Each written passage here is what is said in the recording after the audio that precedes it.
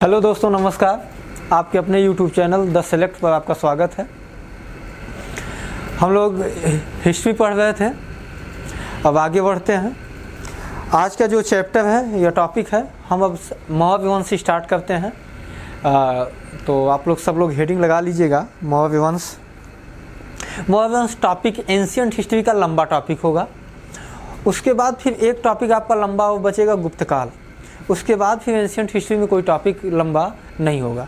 तो इसके लिए हमको लगता है कम से कम 2 वीडियो तो अवश्य बनेंगे इसके। तो आज हम फर्स्ट वीडियो देख लेते हैं, उसके बाद सेकंड वीडियो देख लेते हैं, और बाकी आप लोग प्रॉपर एक बढ़िया नोट्स बनाते रहिए। चलिए आइए सीधे समय न लेते हुए अपने टॉपिक पे आते हैं। हेडिंग लगाइए, मौर्य वंश।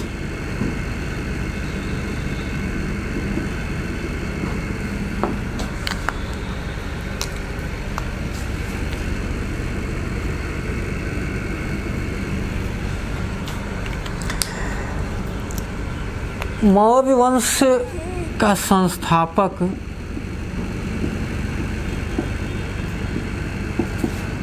चंद्रगुप्त मौर्य माना जाता है।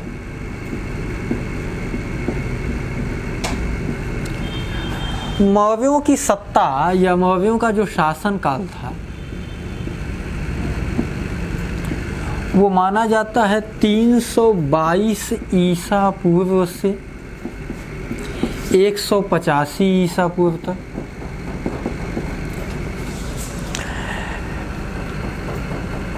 और मौर्य वंश में कुल आपको 3 महत्वपूर्ण शासकों को पढ़ना है।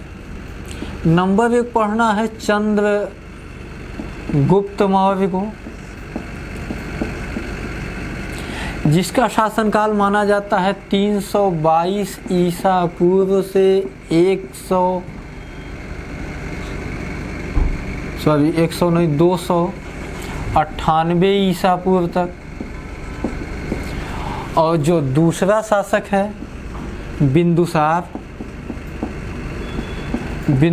का माना जाता है 298 से ईसा पूर्व से 273 ईसा पूर्व।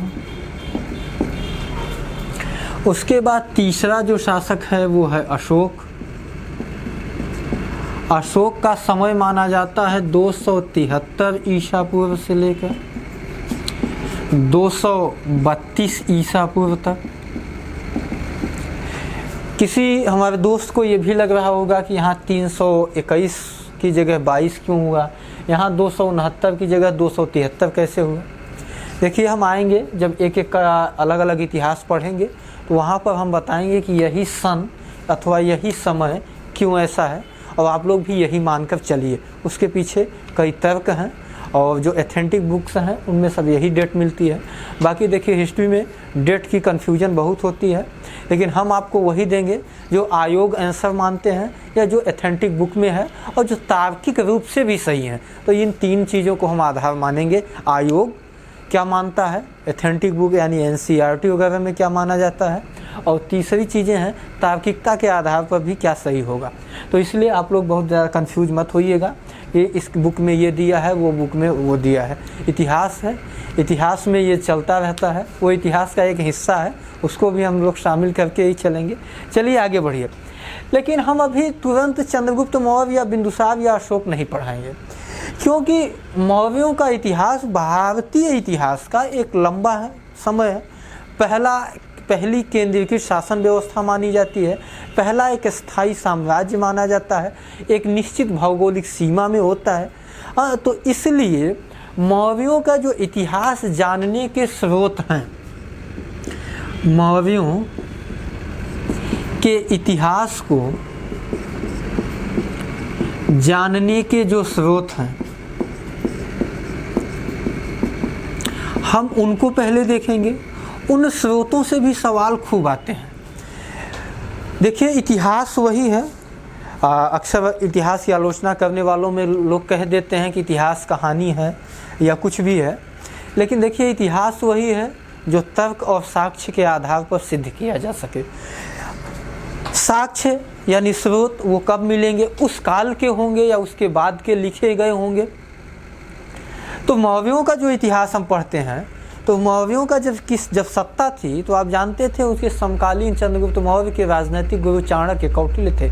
उन्होंने एक पुस्तक लिखी, पुस्तक का नाम था अर्थशास्त्र। तो सोचिए, यदि अर्थशास्त्र उस समय लिखी गई होगी, तो अर्थशास्त्र में जो कुछ भी लिखा गया होगा वो किसका इतिहास बताएगा? मौर्यों का इतिहास बताएगा। हालांकि उसमें न मौर्य साम्राज्य का जिक्र है, न किसी शासक का जिक्र है, क्योंकि वो थर्ड पर्सन में लिखी गई है। आगे हम डिटेल में बताते हैं। दूसरा, उसी समय आप जानते हैं मेगस्थनीज 304 ईसा पूर्व सेल्यूकस निकेटर का राजदूत बनकर भारत आया था। 299 ईसा पूर्व तक भारत में रहा। उसने एक पुस्तक लिखी इंडिका। उसने अपने यात्रा वृत्तांत को जो कुछ भी उसमें लिखा वो भी भारत के इतिहास जानने का एक स्रोत है।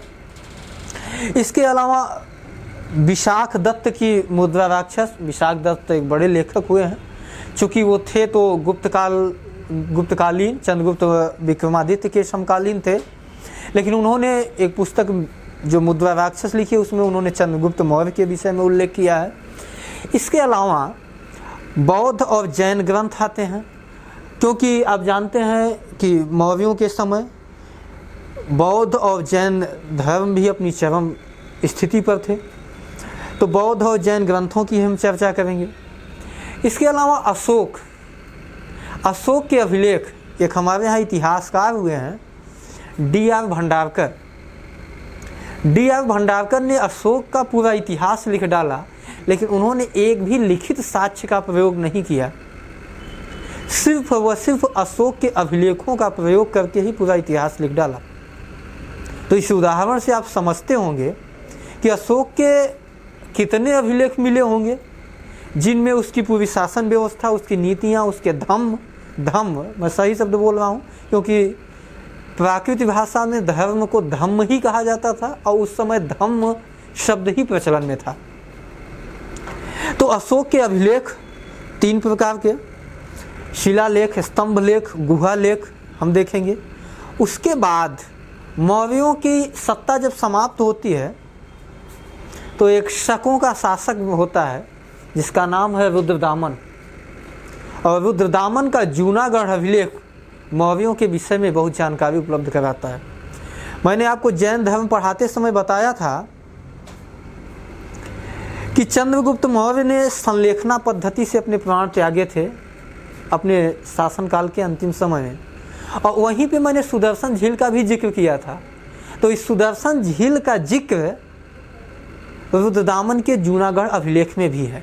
तो इन सारे स्रोतों को हम डिटेल में पढ़ेंगे, क्योंकि दोस्तों यहाँ से सवाल खूब पूछे जाते हैं, और चंद्रगुप्त मौर्य के से जो भी सवाल पूछे जाते हैं हम आप लगभग कहानियों में बचपन से ही पढ़ते चले आ रहे हैं, वही इतिहास में भी है। बिंदुसार के विषय में बहुत ज़्यादा नहीं, उसके समय में 2-4 क्या बोलते हैं विदेशी यात्री आए हैं, उनके विषय में सवाल पूछा जाता है। तक्षशिला में विद्रोह हुआ, उसके विषय में सवाल पूछा जाता है। अशोक के विषय में कलिंग से सवाल पूछे जाते हैं, उसकी धम्म से सवाल पूछे जाते हैं। लेकिन हाँ, मौर्य प्रशासन से सवाल बनते हैं। तो ज़्यादा हमको फोकस जो करना है, देखिए पढ़ाई हम सभी करते हैं, लेकिन एक रणनीतिक तरीके से करें कि कहाँ से सवाल ज़्यादा आते हैं, कहाँ से सवाल कम आते हैं। देखिए इतिहास बहुत बड़ा है, अगर हम इतिहास को पूरा एकदम डिटेल में पढ़ना स्टार्ट करेंगे तो केवल इतिहास से ही जीएस में सवाल नहीं आने हैं, और पार्ट से आने हैं। ज्योग्राफी से सवाल आने हैं, इकोनॉमी से सवाल आने हैं, पॉलिटी से सवाल आने हैं, साइंस से आने हैं, करंट से आने हैं, एनवायरनमेंट से आने हैं। यूपी स्पेशल यूपी का एग्जाम देंगे तो यहाँ से कल्चर से सवाल आते हैं, एग्रीकल्चर से आने हैं। तो इसलिए हमको वही चीज़ों पर टारगेट अधिक करना है जो जहाँ से सवाल अधिक आते हैं, और बाकी इसी तरीके से। और इसके साथ साथ बाकी और सब्जेक्ट मैथ, इंग्लिश, रीजनिंग आपको पढ़नी ही है। तो इसीलिए मेरा कहना ये है कि मौर्यों का जो इतिहास है, मौर्यों का जो चैप्टर आपको पढ़ना है, तो हम ज़्यादा फोकस करेंगे कि मौर्यों के इतिहास जानने के स्रोत। और दोस्तों यदि हम पूरे स्रोत को पढ़ लेते हैं ना, तो मौर्यों का लगभग 70% इतिहास वहीं ख़त्म हो जाता है।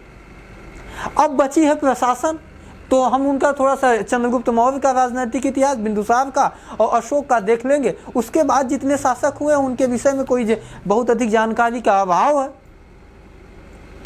तो कहने का आशय यह है कि फिर हम अगला जो बृहद तरीके से पढ़ेंगे वो उनका प्रशासन होगा। तो चलिए हम स्टार्ट करते हैं। आप सभी लोग हेडिंग लगा लीजिएगा, मौर्यों के इतिहास जानने के स्रोत, ठीक है। और फिर उसमें पहला स्रोत हम पढ़ेंगे कौटिल्य का अर्थशास्त्र, दूसरा पढ़ेंगे मेगास्थनीज की इंडिका, और तीसरा पढ़ेंगे विशाख दत्त की मुद्रा राक्षस, चौथा पढ़ेंगे जैन और बौद्ध ग्रंथ, पांचवा पढ़ेंगे अशोक के अभिलेख, और छठवां पढ़ेंगे रुद्रदामन का जूनागढ़ अभिलेख। इन स्रोतों पर हम डिटेल में चर्चा करते हैं। तो आइए स्टार्ट करते हैं। स्रोत, पहली हेडिंग आप सभी लगाइए, कौटिल्य का अर्थशास्त्र। यहाँ पर हम एक सवाल पूछते, आपको लिखते हैं बोर्ड पे, आप उसको देखिएगा और यहीं से आंसर कर लीजिएगा।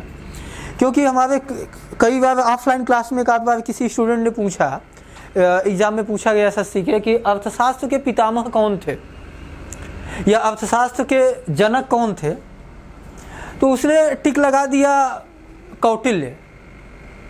वो ये नहीं समझ पाया कि वहाँ अर्थशास्त्र विषय यानी सब्जेक्ट की बात कर रहा है, और जबकि ये अर्थशास्त्र जो कौटिल्य यानी चाणक्य, जिनका अन्य नाम विश्वगुप्त भी मिलता है और उन्हें भारत का मैकियावेली भी कहा जाता है, उन्होंने जो पुस्तक अर्थशास्त्र के नाम से लिखी है वह एक राजनीति पर लिखी गई पुस्तक है, प्रशासन पर लिखी गई पुस्तक है।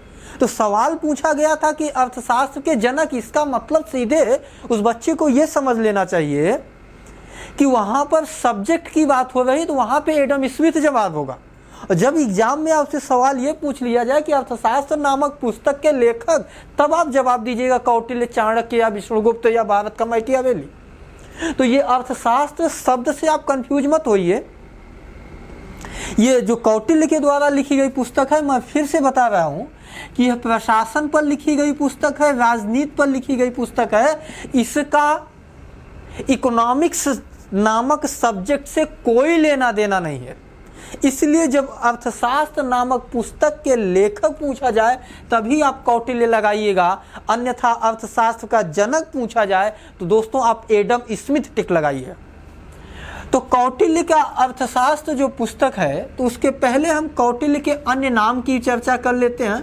अन्य नाम में मैंने बताया कि उनका नाम चाणक्य था, उनका नाम विष्णुगुप्त था, और उनको भारत का मैकियावेली भी कहा जाता है।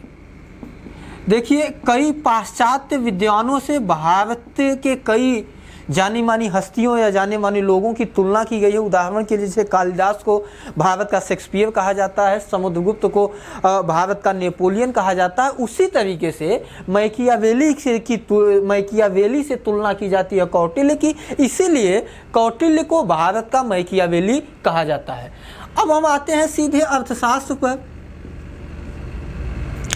अर्थशास्त्र पुस्तक में पहली बात ये जानिए कि इसमें कुल 15 प्रकरण हैं, 180 अधिकरण हैं और टोटल 6000 श्लोक हैं।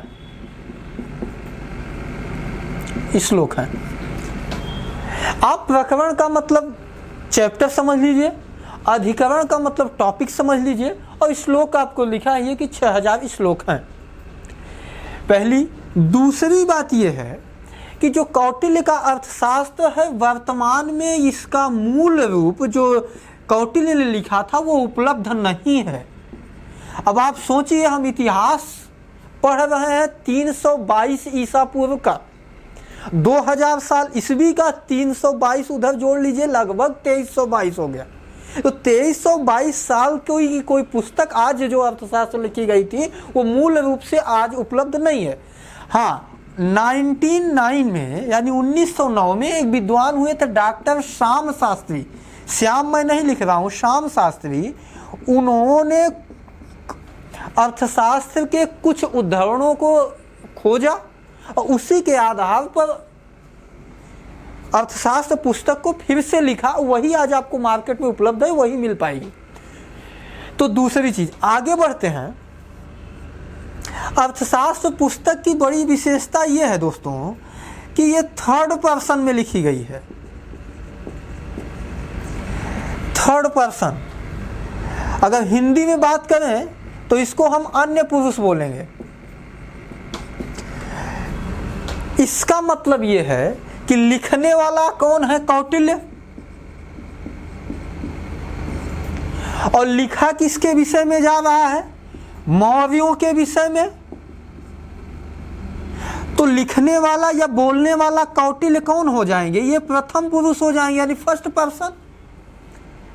जिसके विषय में लिखा जा रहा है वो कौन होगा?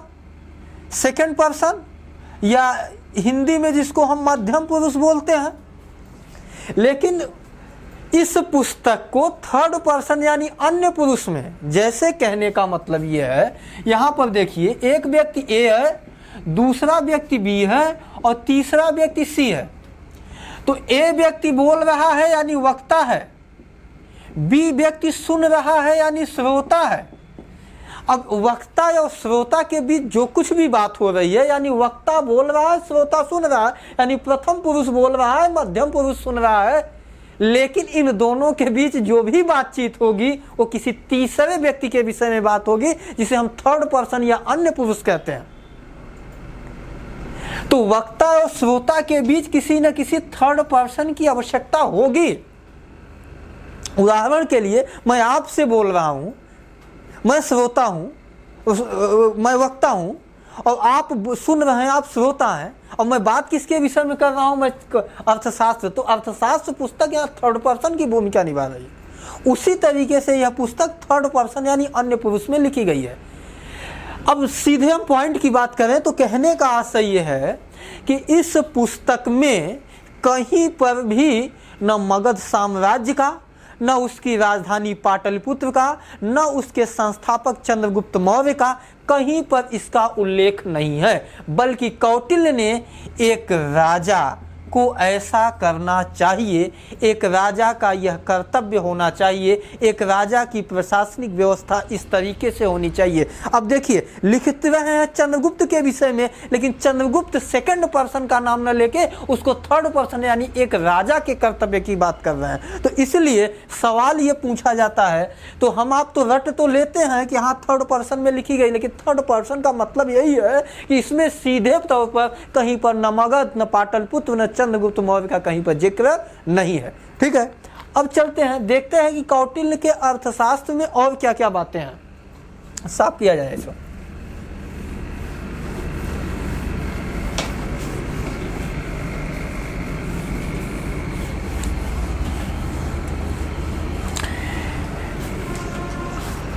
कौटिल्य ने अपनी पुस्तक अर्थशास्त्र में सप्तांग सिद्धांत का उल्लेख किया है। सप्तांग सिद्धांत का उल्लेख किया है। अब सवाल यह है कि ये सप्तांग सिद्धांत है क्या? तो देखिए, प्रशासन के लिए, एक बेहतर सत्ता चलाने के लिए कई चीज़ों की आवश्यकता होती है। जैसे अगर सत्ता है तो राजा तो होगा ही, राजा को उन्होंने स्वामी शब्द से इंगित किया है। दूसरा, अमात्य यानी मंत्री तो होगा ही। तीसरा, जनपद तो होगा ही, जिले। चौथा, सेना। पांचवा, दुर्ग। छठवां, कोष। कोष का मतलब यहाँ पर धन है। और सातवां, मित्र। एक राजा के लिए यह एक शासन व्यवस्था, एक प्रशासन को चलाने के लिए कौटिल्य के अनुसार इन 7 चीज़ों की आवश्यकता अवश्य पड़ेगी। और इन 7 की तुलना उन्होंने शरीर के कुछ अंगों से किया है। कहने का मतलब यह है कि शरीर के अंगों में जिस अंग की जितनी महत्ता है उतनी ही महत्ता हमारे एक सुचारू शासन व्यवस्था चलाने के लिए इनकी होनी चाहिए। जैसे उन्होंने कहा राजा का किसी सत्ता में उतनी ही कीमत है जितना कि हमारी बॉडी में सिर का है, हेड का है। तो राजा की तुलना उन्होंने किससे किया है? सिर से किया है। अगला है अमात्य। अमात्य की तुलना उन्होंने किया है आँख से। वो इसलिए क्योंकि मंत्री ही राजा की आँखें हैं। जिस तरीके से हमारे शरीर में आँख है उसी तरीके से राजा के लिए अमात्य होने चाहिए। जनपद की तुलना उन्होंने किया है दोस्तों जांग से, क्योंकि जनपद पर ही पूरा साम्राज्य खड़ा है, उसी तरीके से जिस तरीके से हम आप अपनी जांघों के बल पे खड़े हुए हैं। अगला है सेना। सेना की तुलना उन्होंने किया है मस्तिष्क से। अगला है दुर्ग। दुर्ग की तुलना उन्होंने किया है नाक से। अगला है उन्होंने किया है मुख से। और मित्रों की तुलना उन्होंने किया है कान से। तो ये आपके सप्तांग सिद्धांत हैं जो कौटिल्य ने अपने अर्थशास्त्र में लिखा है। आगे बढ़ते हैं। इसके अलावा कौटिल्य ने अपने अर्थशास्त्र में लिखा है कि जहाज रानी, जहाज रानी का मतलब है समुद्री व्यापार। जहाज रानी पर राज्य का आधिपत्य होना चाहिए। आधिपत्य होना चाहिए। कौटिल्य ने अपनी अर्थशास्त्र में पहली बार शूद्रों को भी सेना में भर्ती करने का आदेश दिया, यानी भर्ती करने की बात कही है। अगला, कौटिल्य ने कुल 9 प्रकार के दासों का उल्लेख किया है।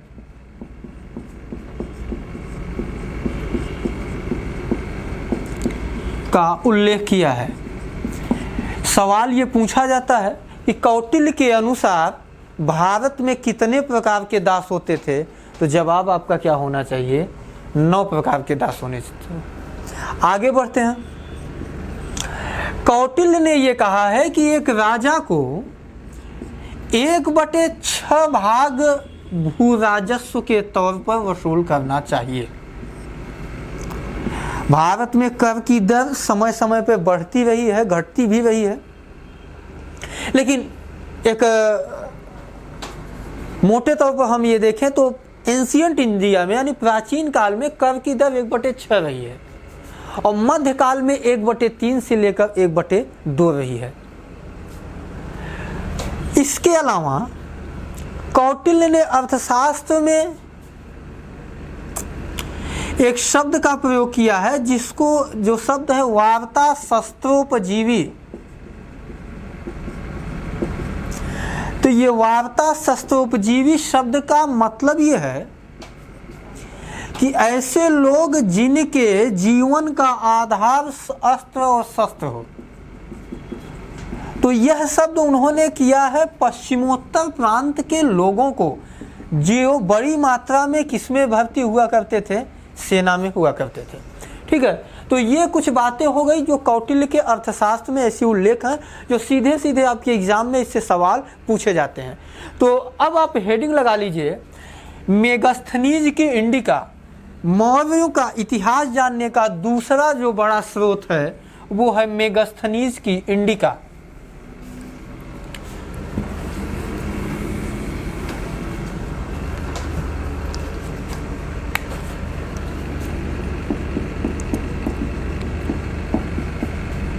मेगास्थनीज की इंडिका। मेगास्थनीज यूनानी शासक सेल्यूकस निकेटर का राजदूत था।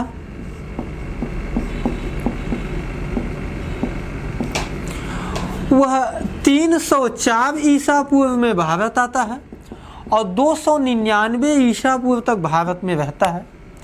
इस दौरान उसने भारत में जो कुछ भी देखा, सुना, समझा, उसे उसने इंडिका नामक पुस्तक में संकलित किया है।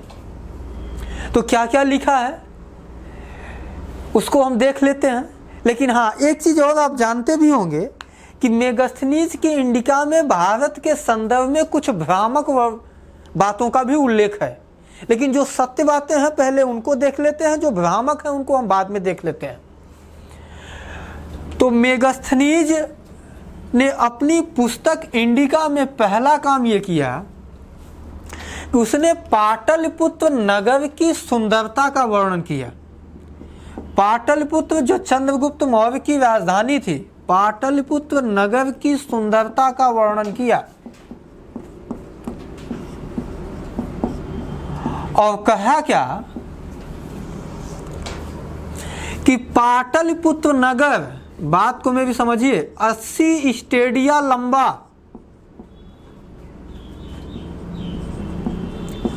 और 15 स्टेडिया चौड़ा था और इसके चारों ओर 30 हाथ गहरी खाई थी।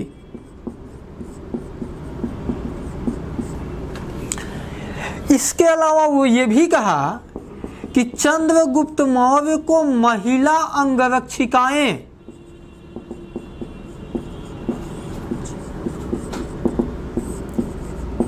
घेरे रहती थीं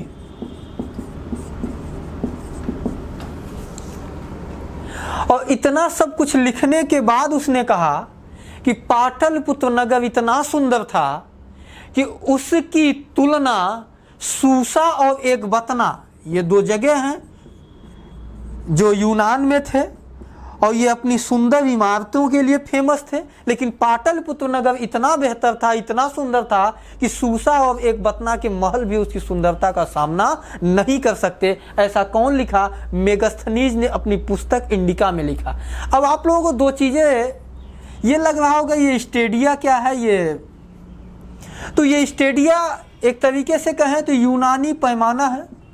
अगर हम इसको भारत के हिसाब से देखें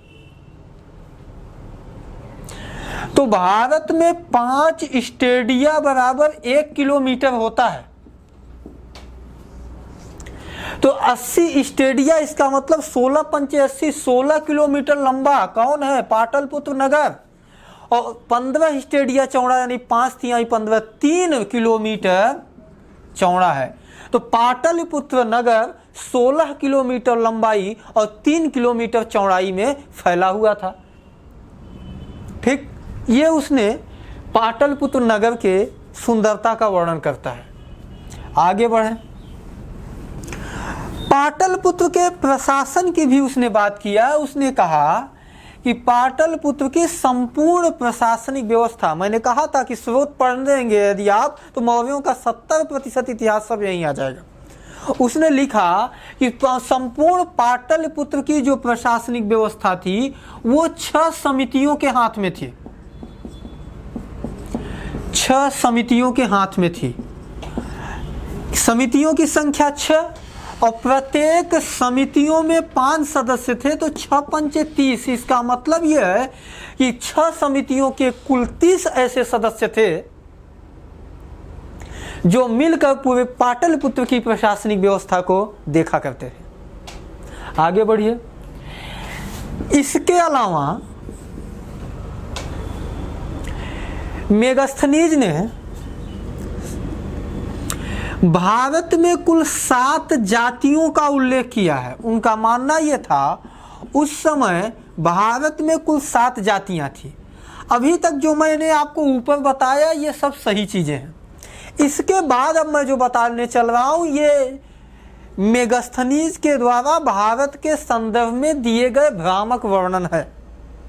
क्योंकि हम जिस समय की बात कर रहे हैं उस समय भारत कुल 4 वर्णों में ब्राह्मण, क्षत्रिय, वैश्य, शूद्र में विभाजित था। तो यहाँ जातियों का उल्लेख कैसे है? लेकिन उसने जो कुछ भी देखा समझा, उसको जो कुछ भी समझ में आया उसने इसका उल्लेख किया। उसने बताया कि भारत में उस समय 7 जातियां, ये 7 जातियां एग्जाम में पूछी जाती हैं कि मेगास्थनीज के अनुसार निम्नलिखित में से कौन जाति भारत में उस समय थी या नहीं थी।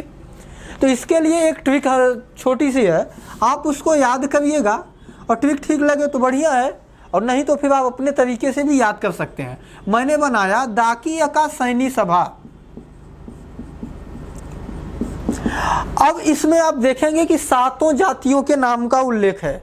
देखिए, द का मतलब उसने बताया कि दार्शनिक, भारत में पहली जो जाति थी उसके अनुसार, किसके, मेगस्थनीज के, वो पहली जाति थी दार्शनिक की, और दूसरी थी किसान की, और तीसरी जाति उसने कहा अहिर, और चौथी जाति उसने कहा कारीगर, 5वीं जाति उसने कहा सैनिक, 6वीं जाति उसने कहा निरीक्षक, और यहाँ सभा का मतलब है सभासद। ये हुई 7वीं जाति। तो ये ने दार्शनिक, किसान, अहिर, कारीगर, सैनिक, निरीक्षक और सभासद मेगस्थनीज के अनुसार उस समय भारत में यही कुल 7 जातियां थी।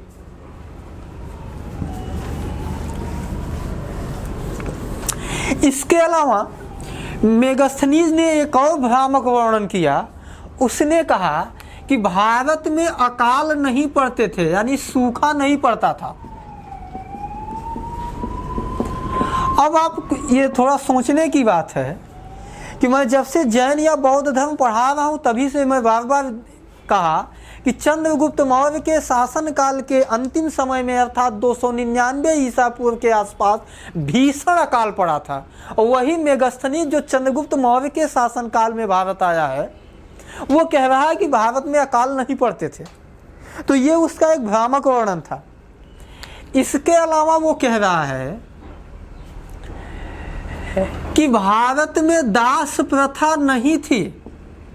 अभी मैं आपको जस्ट 2 मिनट पहले बताया कि उसी के शासनकाल में, उसी के समय के चाणक्य लिख रहे हैं कि भारत में कुल 9 प्रकार के दासों का प्रचलन था, और जबकि मेगस्थनीज कह रहा है कि दास प्रथा नहीं थी। इसके पीछे एक कारण ये हो सकता है कि जहाँ से वो आया था, पाश्चात्य सभ्यता यूनान से,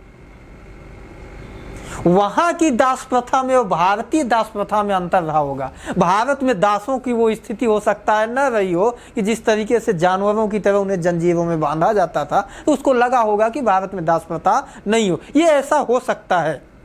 आगे चलिए, उसने ये कहा कि भारत में कर की दर 1/4 थी। अब यहाँ विरोधाभास देखिए, अभी मैंने आपको बताया कि कौटिल्य के अनुसार 1/6 थी, और मैंने आपको ये भी कहा कि एंशिएंट इंडिया में कर की दर लगभग 1/6 ही थी। तो अब किसका सही किसका गलत, लेकिन हाँ, आपसे पूछा जाए कि उन दिनों भारत में कर की दर कितनी थी, तो आप 1/6 बताइएगा। जब सवाल ये पूछा जाए कि मेगस्थनीज के अनुसार कर की दर कितनी थी, तभी आप बताइएगा 1/4 थी। आगे बढ़ते हैं। इसके अलावा उसने एक मार्ग का उल्लेख किया है जिसको हम कहते हैं उत्तरापथ, जो पश्चिमोत्तर में अफगानिस्तान की सीमा से होते हुए बंगाल तक जाता था। इस उत्तरापथ को, यही आगे चलकर उत्तरापथ, जब इतिहास पढ़ेंगे सूरी का, तो शेर शाह सूरी के शासनकाल में इसको शेर शाह सूरी मार्ग दिया जाएगा। और जब अंग्रेजों की सत्ता आएगी तो एक गवर्नर जनरल आएगा, लॉर्ड ऑकलैंड, जो इसे जीटी रोड यानी ग्रांड ट्रंक रोड का नाम देगा। समझ रहे हैं?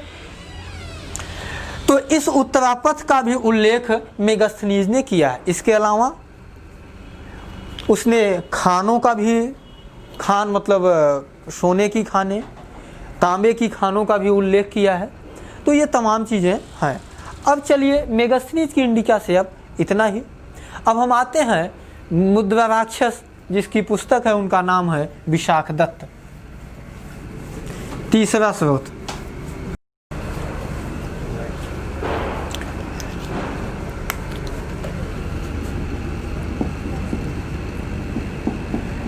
विशाखदत्त की मुद्रा राक्षस। इनका नाम अभी आगे भी आएगा, जब आप गुप्त वंश पढ़ेंगे तब। इनकी कुल 2 पुस्तकें थीं। पहली का पुस्तक का नाम ऊपर लिखा ही है मुद्रा राक्षस, और दूसरी हम यहाँ लिख देते हैं देवी चंद्रगुप्तम। तो देवी चंद्रगुप्तम नामक पुस्तक में उन्होंने गुप्त वंशीय शासक चंद्रगुप्त द्वितीय विक्रमादित्य के विषय में उल्लेख किया है, जबकि मुद्रा राक्षस में मौर्य वंश के संस्थापक चंद्रगुप्त मौर्य का उल्लेख किया है। अब देवी चंद्रगुप्तम में क्या उल्लेख है इसको हम गुप्त काल में देखेंगे, लेकिन बस हम मुद्रा राक्षस में ये देख लेते हैं कि विशाखदत्त ने मौर्यों के विषय में मुद्रा राक्षस में क्या लिखा है। देखिए, मौर्यों का कोई उनका पुराना इतिहास नहीं था। चंद्रगुप्त मौर्य से उनके इतिहास की शुरुआत होती है। इसलिए प्राचीन भारतीय इतिहास में एक बड़ा अच्छा प्रश्न ये होता है कि मौर्य किस वर्ण के थे या किस जाति के थे। अलग अलग स्रोतों में अलग अलग जातियां बताई गई, कहीं पे उन्हें ब्राह्मण कहा गया, कहीं पे क्षत्रिय कहा गया, कहीं पे वैश्य, कहीं पे शूद्र।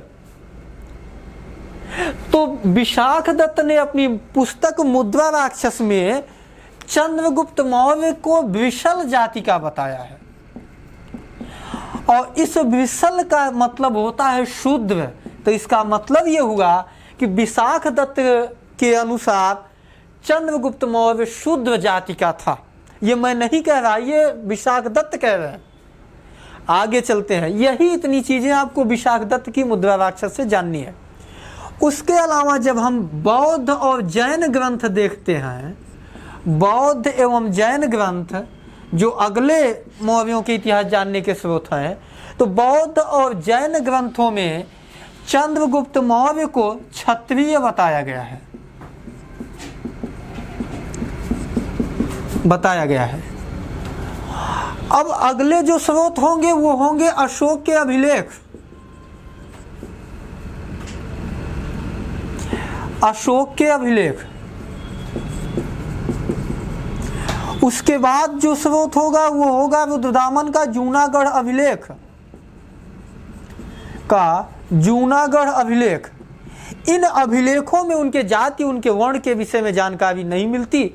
तो कहने का मतलब यह है कि विशाखदत्त की मुद्रा राक्षस के अनुसार मौर्य शूद्र थे, जबकि बौद्ध और जैन ग्रंथों के अनुसार वो क्षत्रिय थे। हाँ, आपसे ये कहीं सवाल नहीं पूछा जाएगा कि वो किस जाति के थे। हाँ, बस पूछा जाता है तो यही पूछा जाता है किसके अनुसार शूद्र थे और किसके अनुसार वो क्षत्रिय थे। इसलिए आपको अपना एक निर्णय नहीं लेना है। हाँ, अलग अलग स्रोतों के अनुसार उन्हें अलग अलग जाति या अलग अलग धर्म, अलग अलग वर्ण का बताया गया है। तो ये हो गए। अब आप लोग हेडिंग लगाइए अशोक के अभिलेख और रुद्रदामन का जूनागढ़ अभिलेख। तो पहले हम अशोक के अभिलेख देखेंगे, उसके बाद रुद्रदामन का जूनागढ़ अभिलेख। देखिए, अभिलेख का मतलब ये होगा कि पत्थर पर लिखा गया लेख। अब ये लेख कुल 3 प्रकार के होते हैं, हुआ करते थे उस समय। तो अशोक के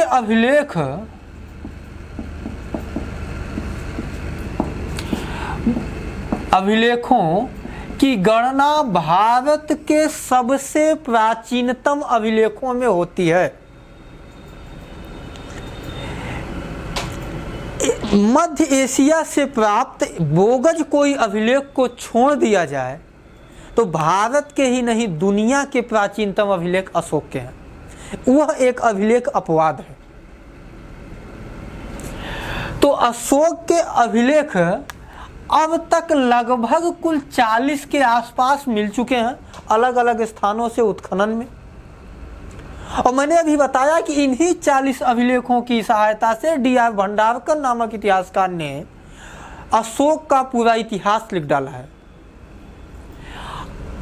अशोक के अभिलेखों को 3 भागों में बांटकर देखा जाता है। नंबर 1 होता है शिलालेख, नंबर 2 होता है स्तंभ लेख, और नंबर 3 होता है गुहालेख। गुहा का मतलब गुफा, यानी पर्वत पहाड़ को काट कर बनाई गई गुफा और उसकी दीवारों पर लिखे गए लेख को ही कहा गया गुहालेख। तो चलिए, शिलालेख, स्तंभ लेख और गुहालेख में पहले अंतर देख लेते हैं, छोटा छोटा चित्र बनाकर। देखिए, यदि इस तरीके के लेख हैं, इस लिख लिया जाए और इसको भूमि में गाड़ दिया जाए तो इसको हम कहेंगे शिलालेख। और जबकि स्तंभ यानी खंभे पे खड़ा करके लेख लिखा जाए तो उसको हम कहेंगे स्तंभ लेख। और हम इसे मान लेते हैं ये पर्वत या पहाड़ है और इसको इस तरीके से काट दें और यहाँ पर जो होगा वो कहा जाएगा गुहालेख। अंतर समझ में आ गया। तो चलिए हम बात कर लेते हैं उसके शिलालेखों की, क्योंकि उसके शिलालेखों में क्या लिखा गया है, उसके शिलालेखों में क्या बताया गया है, उसने अपने प्रशासन में किस तरीके का परिवर्तन किया था, उसने अपने धर्म को किस तरीके से देखा था, किस तरीके से लोगों तक रखने की कोशिश की थी, ये सारी जानकारी अशोक के शिलालेख, स्तंभ लेख और गुहा लेख में मिल जाती है। देखिए शिलालेखों को दो भागों में बांट दिया जाता है। नंबर 1 होते हैं बृहद शिलालेख,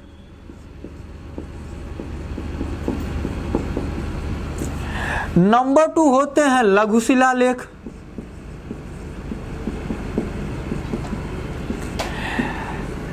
स्तंभ लेखों को दो भागों में बांट दिया जाता है, बृहद शिलालेख, बृहद स्तंभ लेख, बृहद स्तंभ लेख, लघु स्तंभ लेख।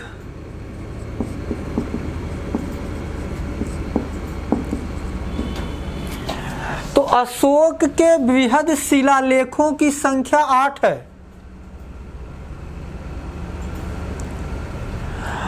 बृहद स्तंभ लेखों की संख्या 6 है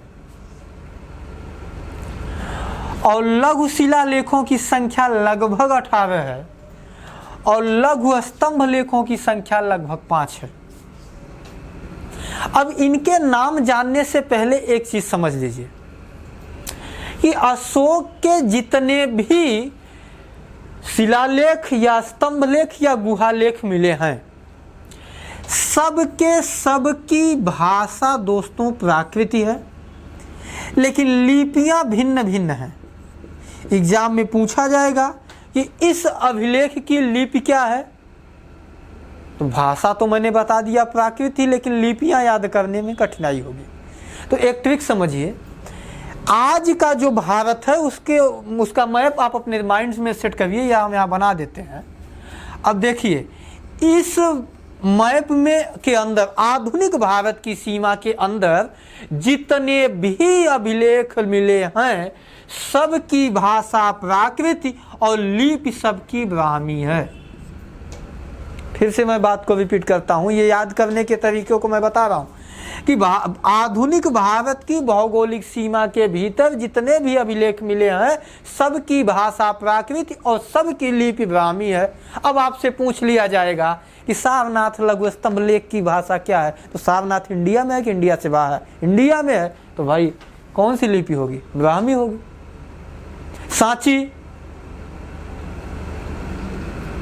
तो इस तरीके से अब जो भारत से बाहर मिले हैं उन्हीं को आप याद कर लीजिए बस।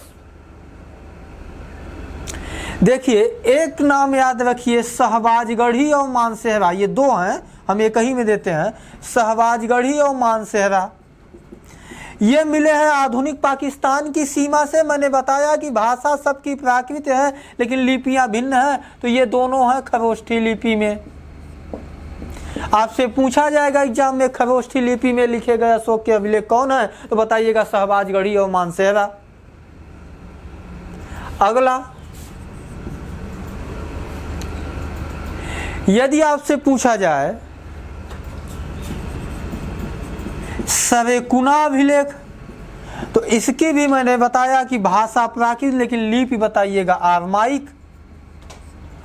और यदि एक और याद रखिएगा तक्षशिला, और तक्षशिला का पूछा जाए तो आप बताइएगा यह द्विभाषिक लिपि में है। द्विभाषिक लिपि का मतलब आरमाइक और यूनानी दोनों लिपियों में लिखा गया है। तो ये तीन नाम याद रखिए और उसके अलावा जितने भी अभिलेखों के नाम पूछा जाए आपको सिर्फ इतना बताना है कि भाषा प्राकृत और लिपि ब्राह्मी इन्हीं तीनों के भिन्न हैं। शहबाजगढ़ी और मानसेहरा की लिपि खरोष्ठी, सरेकुना की अभिलेख की आरमाइक और तक्षशिला की आरमाइक और यूनानी में यानी द्विभाषिक लिपि में लिखा गया है। हो गई बात। चलिए अब हम देखते हैं अशोक के बृहद शिलालेख कितने हैं। 8 मैंने बताया कौन कौन से हैं। एक ट्रिक पर याद रखिएगा, आप एक ट्रिक पर याद रखिए कि शाम को जो सोए गीधव, ट्रिक मैंने बताई शाम को जो सोए गीधव। अब ये लाइन याद रखिए, इसी में अशोक के 8 बृहद शिलालेखों का नाम मिल जाएगा। स से जो पहला है उसका मतलब हुआ शहबाजगढ़ी, अभी आप लोगों ने नाम सुना। दूसरा मानसेहरा, ये दोनों पाकिस्तान से मिले हैं। तीसरा को आया, को से कालसी। चौथा जो का मतलब जौगढ़। पांचवा सो का मतलब सोपारा। छठवां ए का मतलब एर्रागुड़ी। गी का मतलब गिरनार।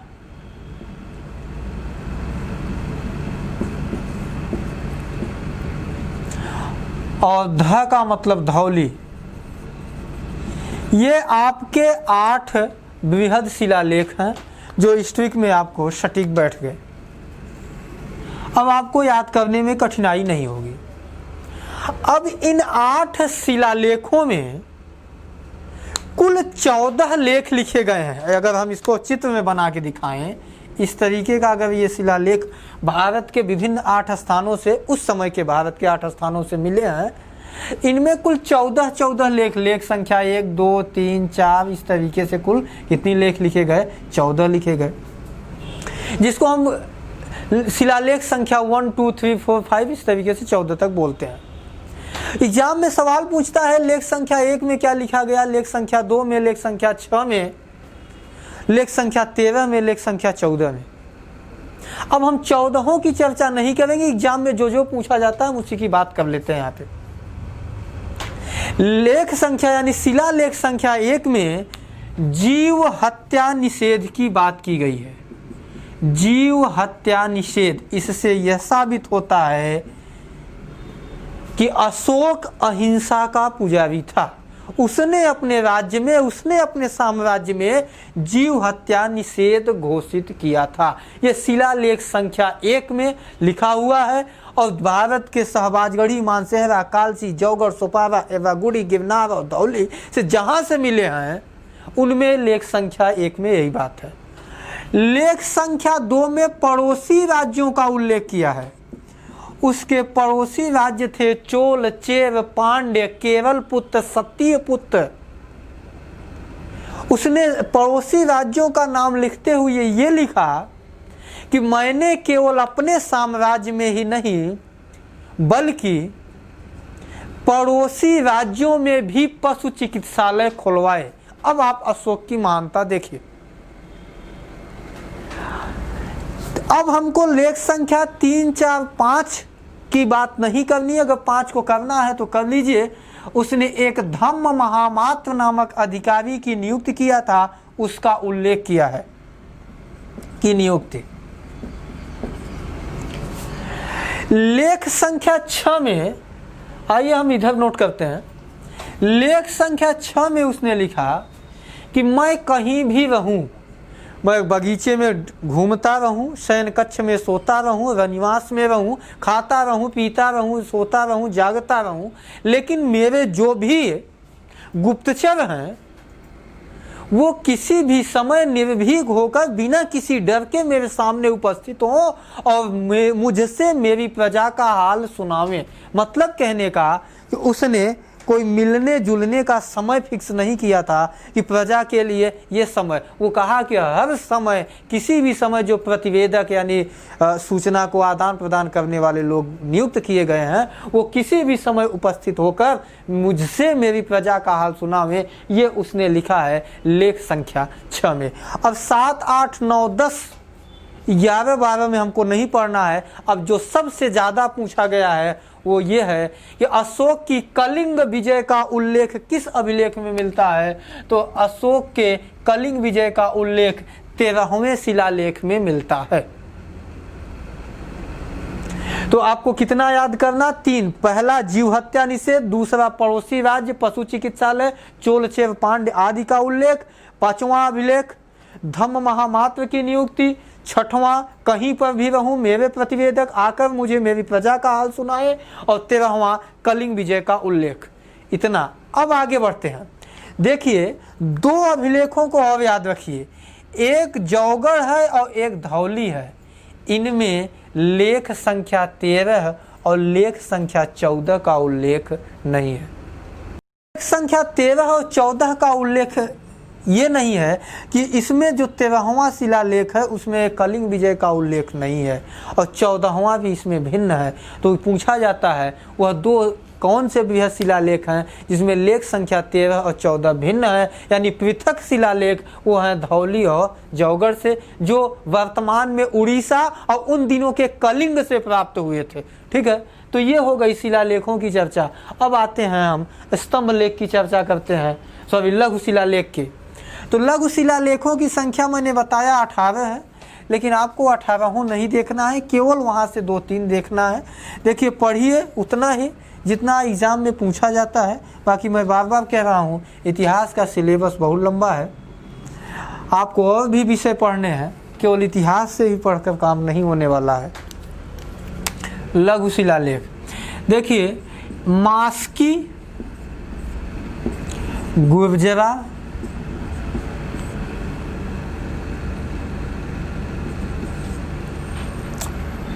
भाब्रू या बैराट